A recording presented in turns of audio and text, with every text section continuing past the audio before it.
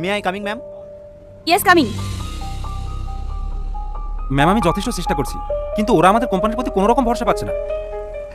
Ma'am আমি একবার কথা বলে দেখবো।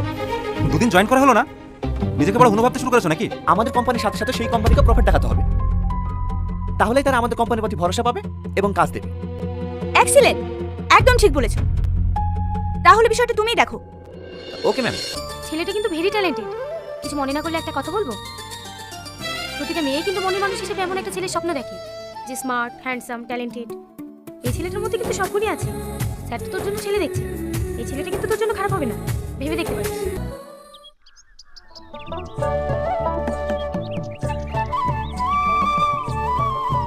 ও দাদু, আমার বলে কোনো চিঠি পাঠায়নি? আরে পাঠাইনি রে, আমাকে চিঠি পাঠালে তোকে দেবো না? দেখ, তোকে আগেও বলেছি, এখনো বলছি, ও চাকরি পেয়েছে, ও হয়তো বদলে গেছে। আমার ভুলে বদলাতে পারে না। কতজনকে বদলাতে দেখলাম, এখন শুধু ভোলাকে দেখলেই হয়। ও এখন চাকরি পেয়েছে, ওর পিছনে কত ভালো ভালো মেয়ে ঘুরবে, ওর কাছে কি দেখে আসবে? আমার বলো এরকম না। দাদু, তুমি আমার একটা কথা রাখবা? কি? তুমি একবার আমাকে ভোলার কাছে নিয়ে যাবা, একবার নিয়ে চলো।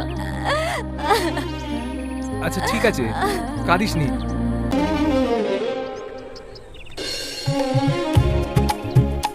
ওর মেস থেকে তো এই ঠিকানাটাই দিল। দাদা, এই বাড়িতে ভোলা থাকে? কে ভোলা? কোন ভোলা? এখানে কোনো ভোলা টোলা থাকে না। যাও এখান থেকে, যাও। কোথা থেকে যে সব আসে।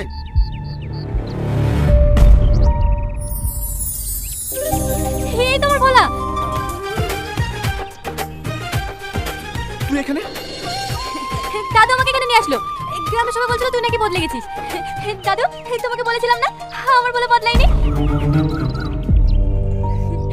তোকে কিন্তু একদম সাহেবের মতো লাগছে। কি হচ্ছে এসব? সবুজ, এটা কে? তুই এখান থেকে যা। চলো সবুজ।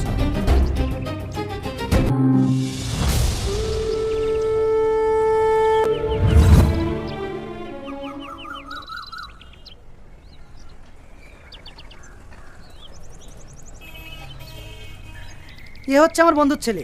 কিছুদিন আগে ওর বাবা মা অ্যাক্সিডেন্ট করে মারা গেল। আজ থেকেও এখানেই থাকবে। এরা দুজন বড় হলে রূপার সাথে ভোলার বিয়ে দেবো। কেমন হবে বলো? খুব ভালো হবে।